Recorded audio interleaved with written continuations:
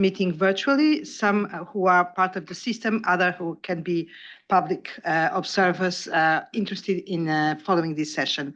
I'm not sure that we are starting on time or before time because our clocks do not reconcile with that clock, but I hope that we are close to the time and that nobody is missing anything.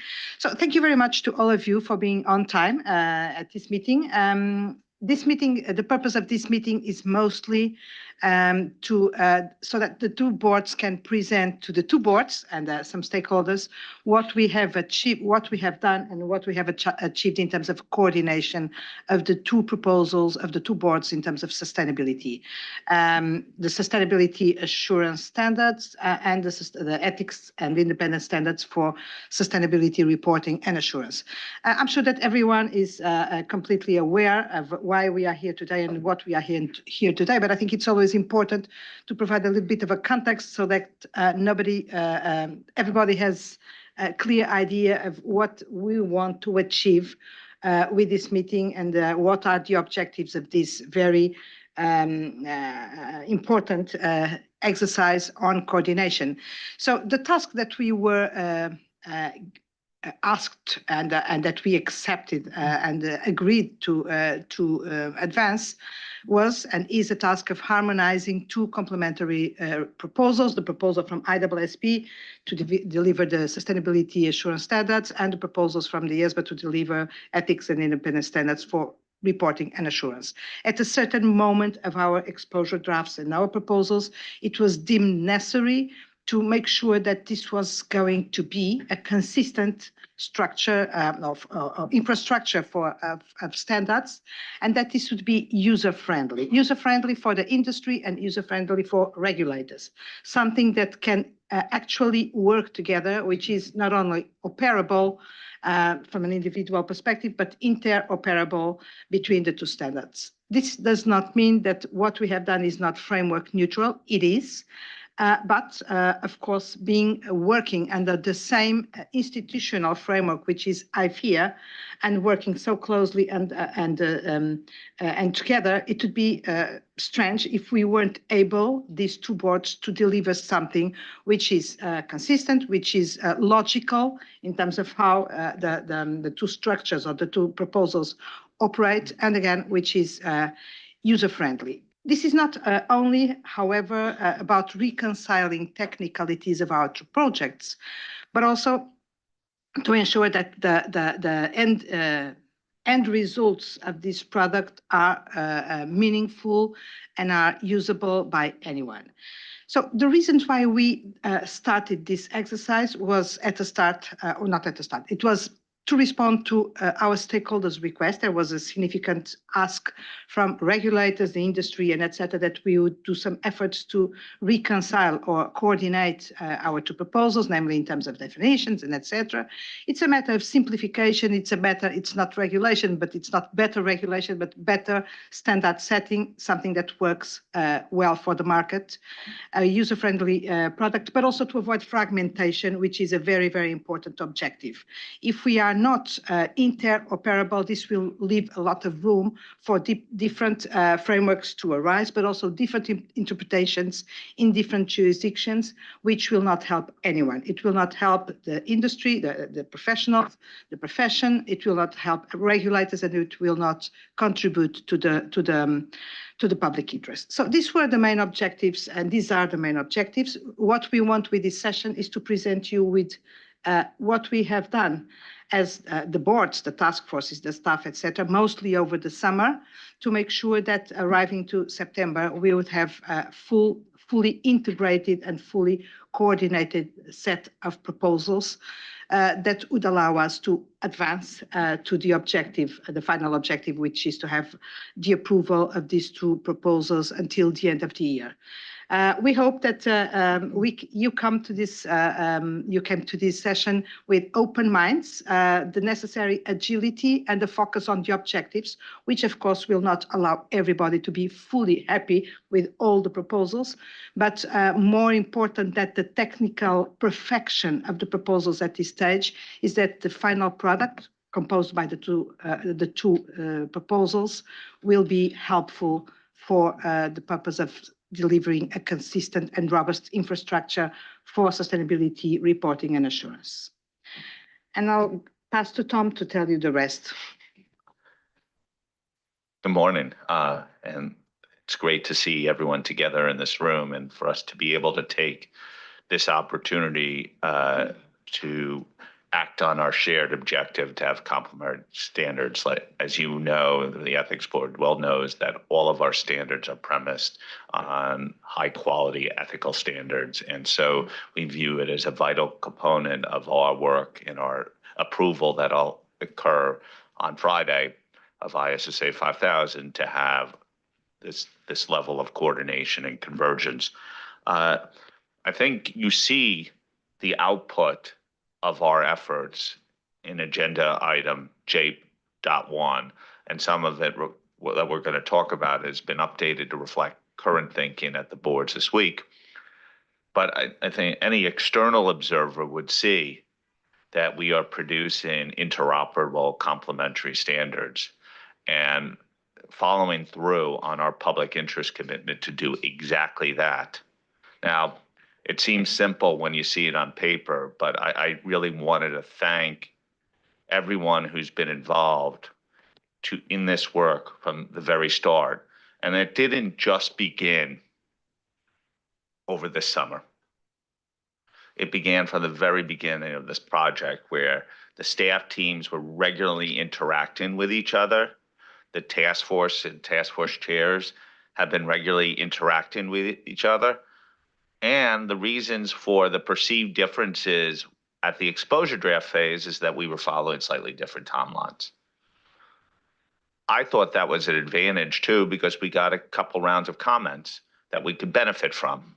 But since that date and since our June meetings where we were regularly passing language back and forth between the boards and able to debate upon it, and I think getting a lot of the way there was a sort of a scientific approach to addressing perceived and actual differences.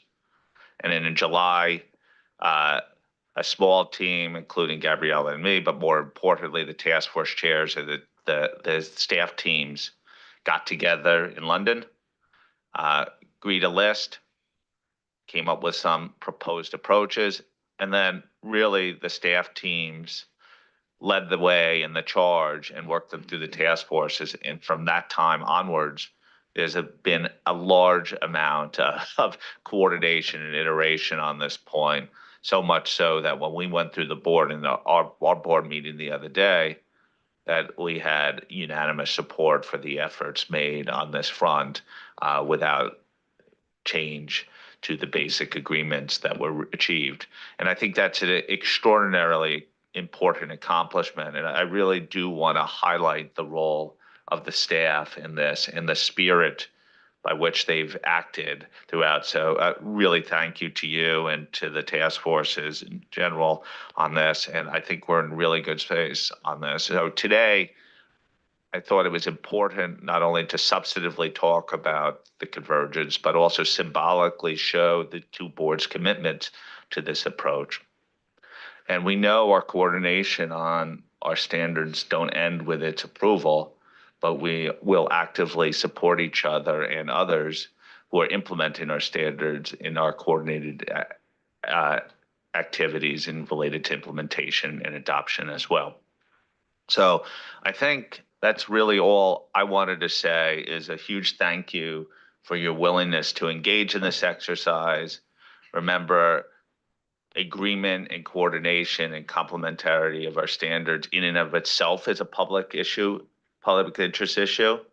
And that's why we make compromises along the way. But I don't think we're doing so in a way that compromises quality at all.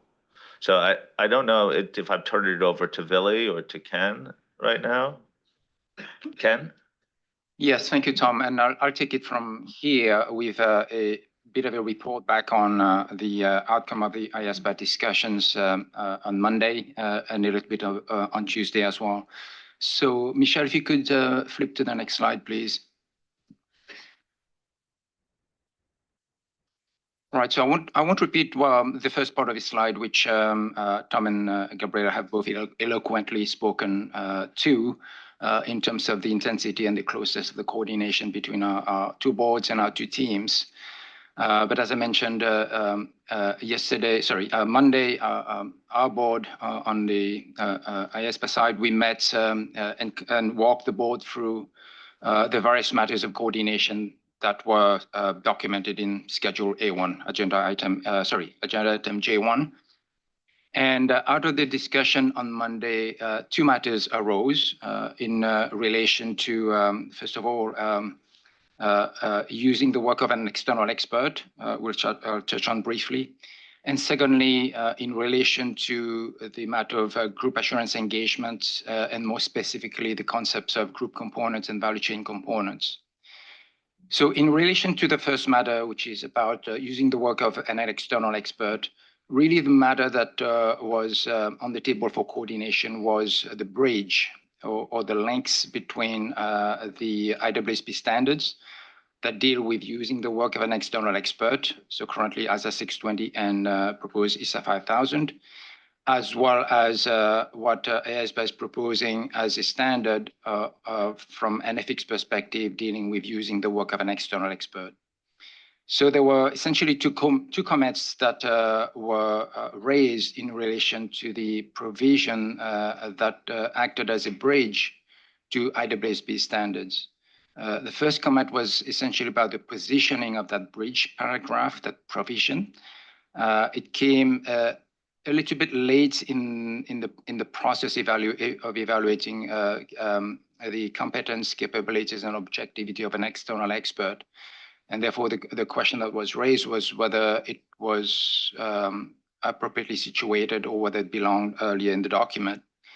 And the second comment was about essentially a reference to the fact that applicable professional standards might address the implications when the work of the external expert is assessed as not being adequate for the professional accountants or auditors' purposes. So we had a discussion at our board, and our task force had a chance to go back and look at those two comments and the positioning of that bridge paragraph, and also whether there was some additional clarification that could be brought into the drafting of the provision.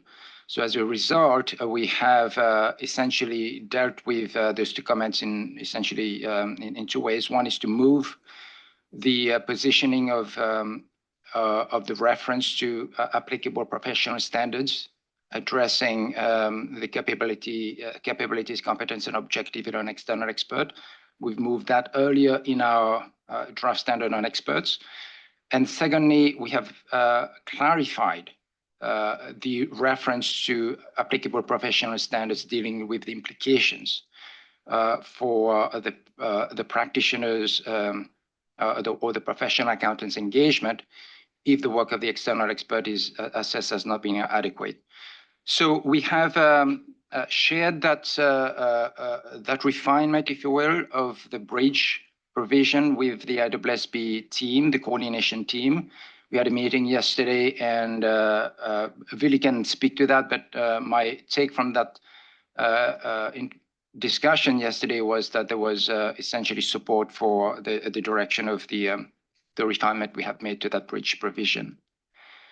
So in relation to the second matter, and Michelle, if you could flip to the next slide, please, and I'll speak to the matter of components in the context of group sustainability assurance engagements. So at the moment, we have the concept of a component in the draft ISA, the ethics standards for sustainability assurance engagements. And the definition of the component is identical to the definition in 5000, as you have it. In fact, this definition is really literally uplifted from how IAASB has drafted that definition. And as you can see it on the slide here. What we have also done on the IASB side is to recognize that within the concept of a component, one might have either a group component or a value chain component. And it is important to distinguish between those two concepts from an independence perspective, because the level of stringency of the independence requirements will vary depending on whether we're looking at a group component or a value chain component. So Michelle, if you could flip to the next slide. So you can see a bit of the diagram here, and that's essentially reflecting how we're looking at independence from the IASBA side. You have the reporting entity, we also have the concept of related entities, we have group components, and we have value chain components.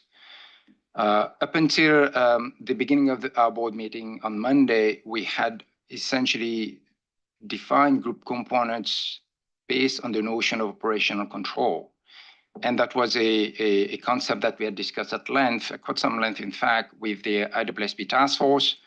And essentially, we were more or less aligned in terms of how we would define group components and value chain components on the basis of that concept of operational control. At our board discussion on Monday, there were a number of questions that were raised as to the meaning of that concept of operational control. There was a question as to whether it might conflict with the concept of financial control as we address it in our definition of a related entity in the code.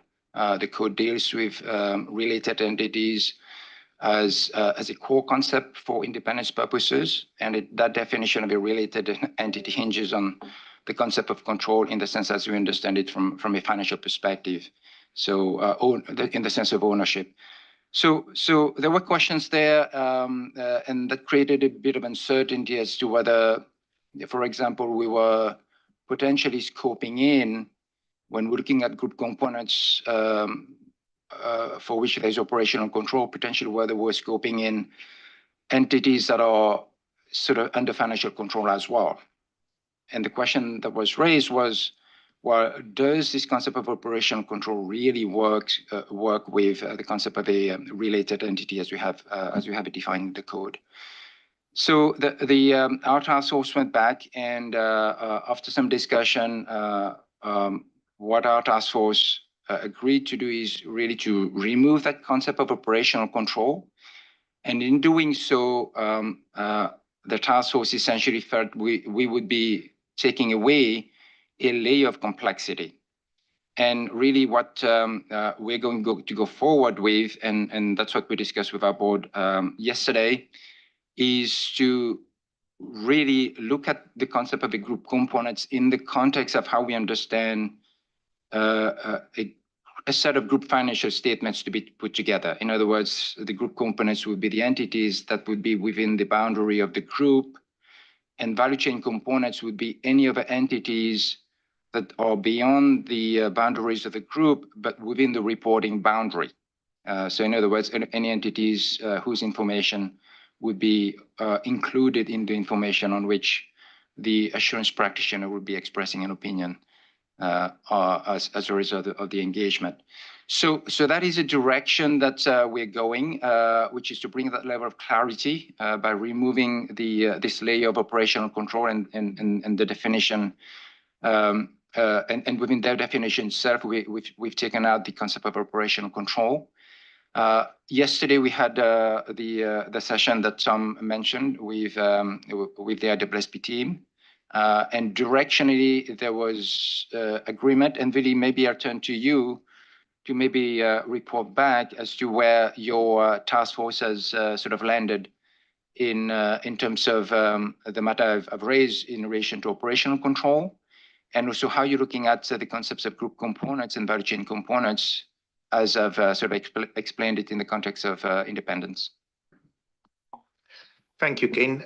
Michelle, you can go to the next slide. So maybe before we get into group components and value chain components, just to close the loop on the experts that Ken mentioned.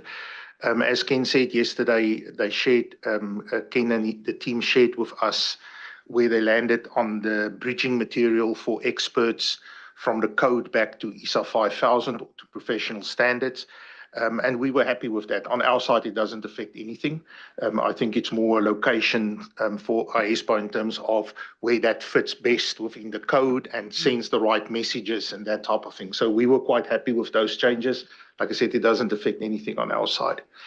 Then in terms of group components and value chain components, that one did allow us to pause a little bit and reflect on what we need to do. So just to be clear, our board, the IAASB has not seen any wording yet. So I will explain to you in principle what we decided to do. But we do have a session later today where our board will look at targeted issues following our discussion on Monday. And this will obviously be one of the issues that we will bring back to our board later this afternoon.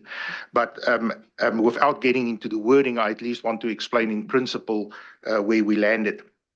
I think, when we think about the group components and value chain components from an engagement performance perspective, we continue to believe that there's a logic in having this distinction. It is important that when you get into the assurance engagement, you are going to familiarize yourself with what is the reporting boundary, which are all the entities and business units within this reporting boundary, and you're going to start getting your arms around it. You're going to start thinking in terms of your overall strategy and engagement plan, and you're going to start to bucket these things and say, in terms of saying, well, here are the group components. These are the things that are traditionally part of what we would think about as a group. And then there's all the other entities upstream and downstream that are not part of the traditional group that we will be thinking about.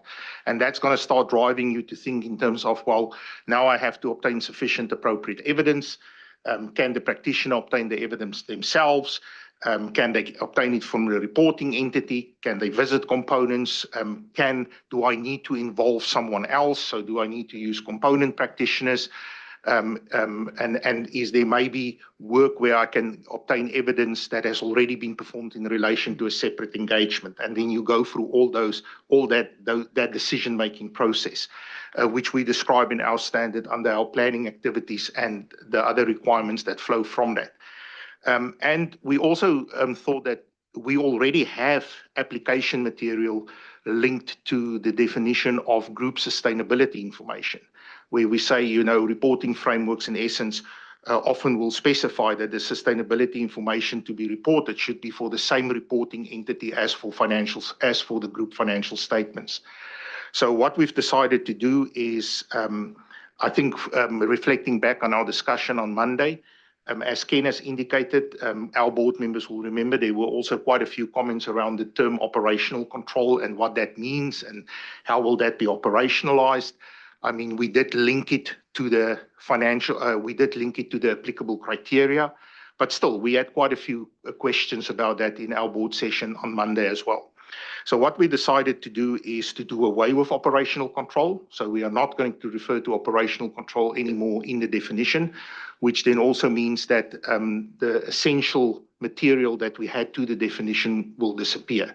But we still have application material to the definition, and that application material will explain that the framework criteria may specify that the sustainability information should be for the same reporting entity as for the group financial statements, and that for purposes of the ISA, components that include entities or business units required to be included in the reporting entity's group financial statements will be regarded as group components, but then there may also be, the framework may also require information of entities upstream or downstream to be included, and those will be referred to as value chain components.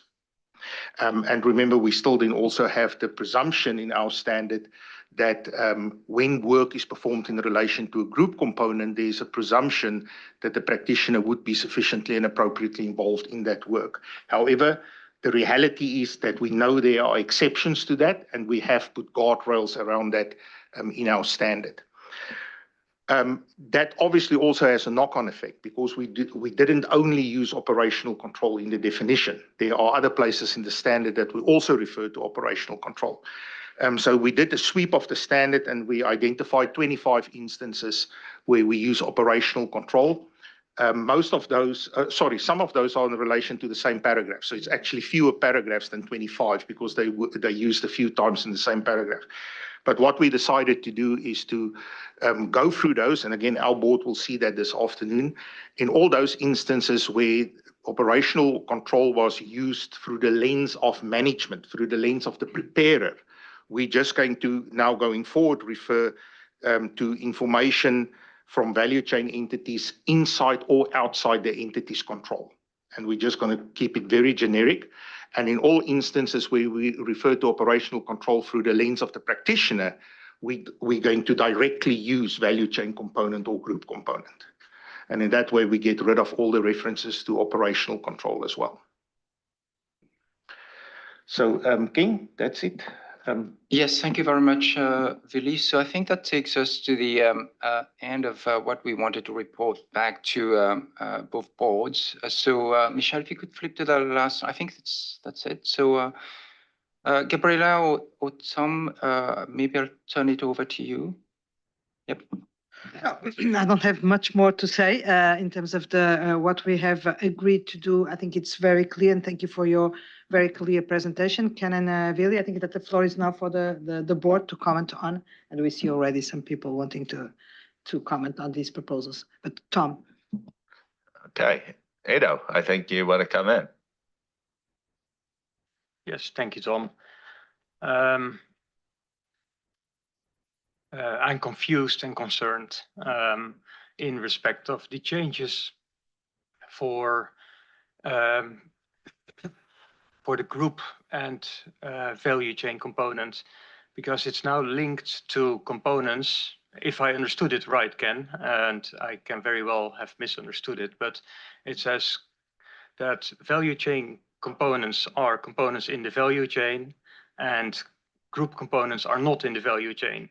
But the value chain is the entire chain, including the reporting entity. And by definition, the group components are part of that value chain. So I'm now lost. I don't know how to reconcile that.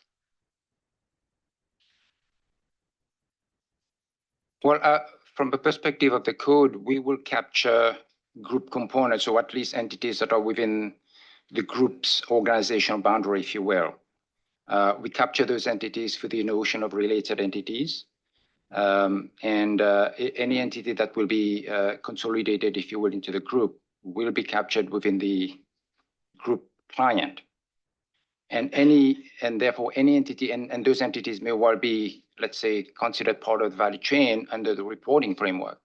But the intent is not to include those entities as value chain components for independence purposes, because what we are really targeting when we think about the value chain components are those components that are outside the group's organizational boundary, but within the reporting boundary, because that's where the levels of independence requirements are going to be different. So I entirely agree with the intent. So don't get me wrong there. I just don't believe that the words capture the intent, and that you have at least if that's the definition that going into the code, you need to explain it somewhere else, that you need to read this entirely different than what the words say. So this gets us back to, what is it, FAQ 23. It's a different issue, but again, well, definitions need to match up with the interpretive language. So, you're repeating to some extent the exact conversation we had yesterday afternoon at lunch. We thought that this was a really good area for some joint FAQs and guidance on how to deal with this interaction as well. So that may go to respond to your question about how to implement the two standards together in this regard.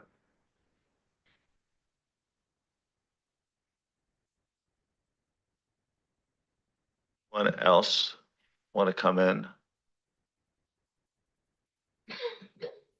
Do we take silence as support for where the boards have reached, in some sense that we could go to our vote? Obviously, our board will review the language on 5,000 this afternoon, as Willy suggested. But in principle, we feel like we're in a good, solidly converged spot here.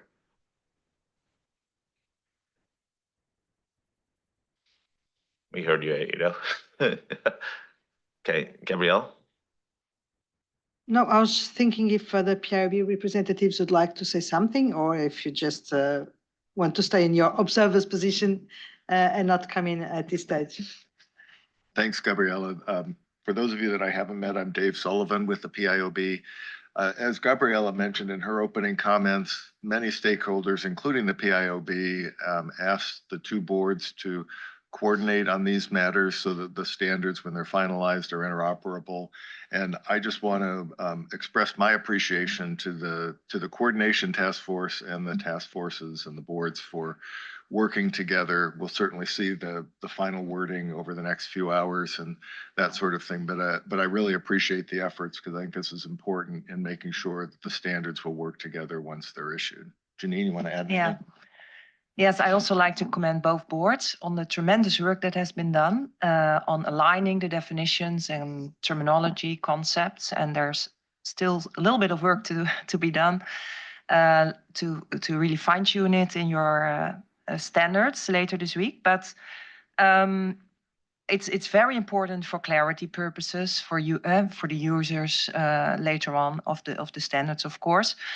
But also to have the big picture in terms of how the IAASB, the ISA 5000 standard flows into the IESA and how these concepts in practice work out in the end on the ethical and independence requirements for all the different situations that are described. And that's also very important to have that clarity because there are new concepts if you compare it to the financial audit that are now created in ISA 5000 around being able to be sufficiently appropriately involved and the consequence of those things for how you look at the components, where which buckets, and so on. And it was discussed also at the boards, but it is also very important, apart from the clarity that is now created through aligning the definitions, to also have this overarching diagram or flowchart that everyone can quickly see and understand how it all flows and how it all links together, and what in the end the ethical and most importantly the independence requirements are for each situation.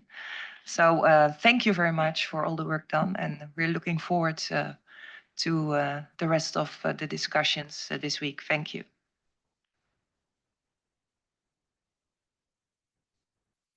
Yeah, please come in.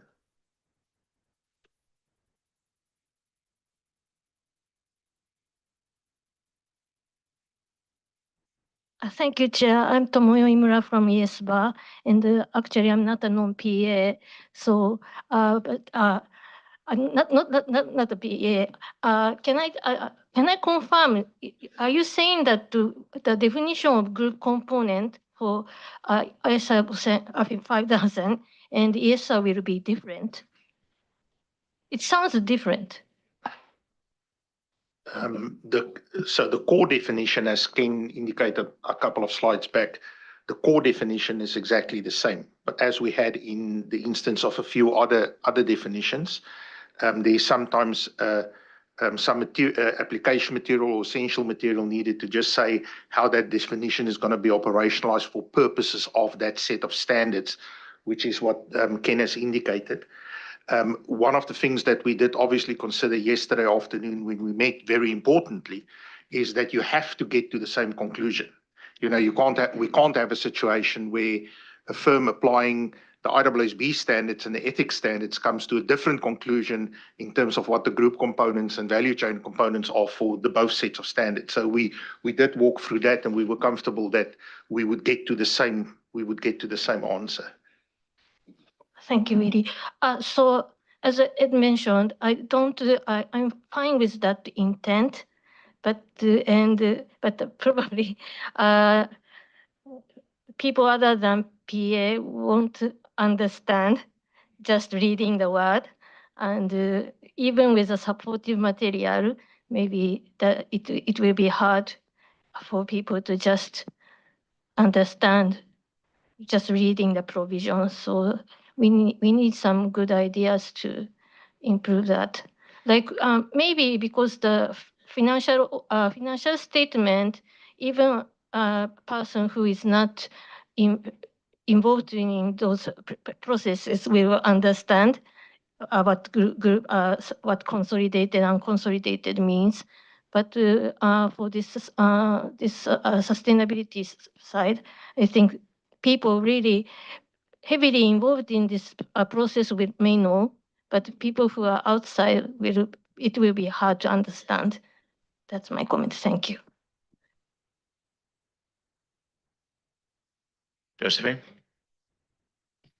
Thank you so much. So in terms of IAASB, ISA 5000 is going to be complemented by what's called a first-time implementation guide, along with FAQs. We're doing some webinars. We're doing some other various different presentations that people can use. And one of the things that we have got on our list of to-dos is the non-accounting practitioner guide. So that if there are, and that's a very good idea in terms of, consolidated financial statements. Perhaps that's not something that non-accounting practitioners are less familiar with. Things like that are very helpful as in drawing up the various bits and pieces that we need to include in that guidance. But ultimately, we do have to remember that there are many, many non-accounting assurance practitioners already performing this kind of work under our standards 3000. So the core concept should be familiar to them.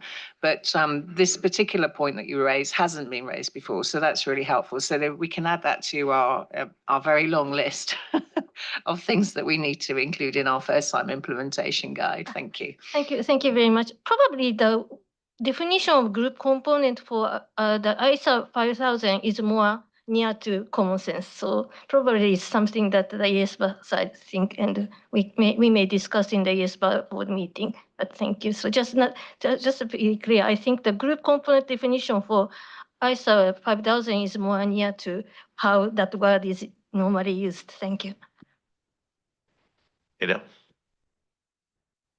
Yes, thank you. And I agree with you entirely, by the way. And that gave rise to my question. So it's more, I know I'm going to see the language later today, but just curious whether our description of group components going to refer to value chain as being outside of the value chain. Okay, good. Thank you. I'm glad you're relieved. I'm relieved now too. If you allow me, Tom, just of course, Josephine mentioned that on the IAASB side, all these initiatives will be taken. Of course, we will do the same, probably not at the same time because of the different timelines, but as much as possible, as early as possible. And we are also considering that in some specific areas, we might need to develop joint guidance. Exactly to mitigate any kind of doubts that may remain, flow charts and visuals and all these things that might help. So this is in our plans, in our joint plans as well, and I think it will work. We will deliver and do what's necessary to make everything as clear as possible. Okay. Any other reflections on our coordination efforts?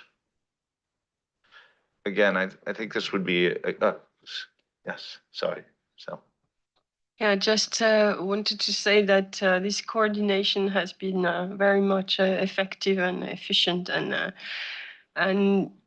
we reach a point where it is very satisfactory. I think the last sign out would be that common guidance on those, of course, the part of our functioning which need these common interoperability. Having a common guidance on that part would be a very important sign for our stakeholders and for the users. Thank you. Ada? Maybe a last reflection. So I'm glad that we are where we are, and that and it has taken significant effort from both boards including the chairman's heading or butting heads to get this resolved. So appreciate all the effort, but I also think it gives us, or I think we should think about how we got here in the first place. Well, we speak about coordination often, and there is always coordination back and forth, but we need to, I think there's, I wonder whether we need to redefine the term coordination, because coordination doesn't mean that one board does something here and then the other needs to play catch up, and that's what we call coordination. No, we need to, if there are overlapping issues, we need to agree on those up front such that we don't get here. And that's something that I think both boards need to take on, because it's in respect of these standards, and it's vital that these get out, but it's also impacting the PI project, and there's other examples. So we need to learn from these, and it doesn't, and if we don't, we're just keep on trying to solve these issues in a pressure cooker, which are never beneficial for the quality. Thank you. Okay. Thank you, Edo. Anyone else? Gabrielle, I'll turn to you. Maybe we could bring this to a close. Yeah, thank you very much, Tom, and thank you to all of you. I very much agree with you, Edo. These two boards and these two products are not one and the same, but they are complementary. They can't exist one without the other. So as much as possible, if we can, and when possible, think about things ahead. I think it would be very positive for everyone, because and avoid some additional effort that sometimes has to be made. So couldn't agree more. I think that we have to take the lessons from this process, but I hope that it will result in something that will really serve the public interest and serve the users and etc. So it was a long process, not long, but intense process to get here. So unless Tom still wants to say something, I think that we should go for a clap of hands, since we are about to achieve what we were asked and what we desire, what was our desire to achieve. Well, we coordinate so well by telepathy at this point. That's what exactly I was going to say too. So congratulations to the team,